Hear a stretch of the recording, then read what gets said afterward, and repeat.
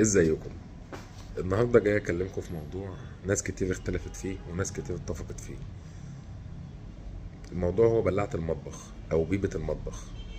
بلاعة المطبخ من اهم مميزاتها ان لو حصل لا قدر الله تسريب في اي مكان في المطبخ او في الشقة عموما هيكون سهل جدا انت تنزل المية دي. لو في حملة نظافة في الشقة كلها وفي مية كتير فسهل جدا انت تنزل المية ديت في البلاعة، فبتكون اسهل من ان انت تودي المية على الحمام. عيوب البلاعة دي إن هي ممكن تكون حشرات نتيجة لقلة الاستخدام عليها، أو إن هي ممكن تطلع روائح كريهة. وأنا هقول لك حل في آخر الفيديو إن إحنا نحل حل الروائح الكريهة ده أو الحشرات عموما يعني. وكمان بلاعة المطبخ لو منسوب المطبخ مش منخفض من الأول من الخرسانة بتكلفني كتير إن أنا أظبط المنسوب، لأن بضطر إن أنا أعلي الشقة كلها. طبعا بعليها بالرمل فده بيكون كلفة أكتر في بداية التأسيس. وبلاعة المطبخ المفروض لما تيجي تعملها ان هي ما يكونش عليها خطوط كتير، هي تصرف بس، يعني ما تكونش اساسية. فهنا هتتلافى عيوب الروايح. وبالنسبة لعيوب الحشرات في دلوقتي بلاعات تاتش تقدر تقفل البلاعة بعد استخدامها، فبالتالي ما فيش اي حاجة هتضرك من البلاعة.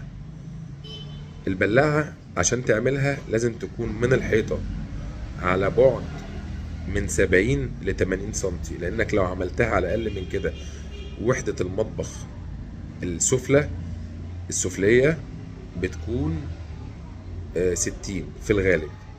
فانت لو عملتها 60 50 بالتالي ان البلاعة هيكون فوقيها وحدة المطبخ، فانت مش هتقدر تفتحها ولا تستخدمها.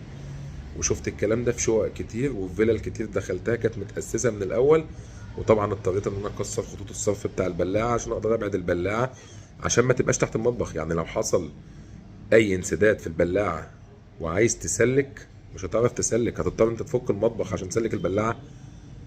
او لو حصل ان انت حطيت البلاعة على بعد اقل من 60 فاقل، فبالتالي انت مش هتعرف تستخدمها، واكيد مش هتشيل المطبخ علشان تنزل ميه في البلاعة وبعد كده ترجع تحط المطبخ تاني.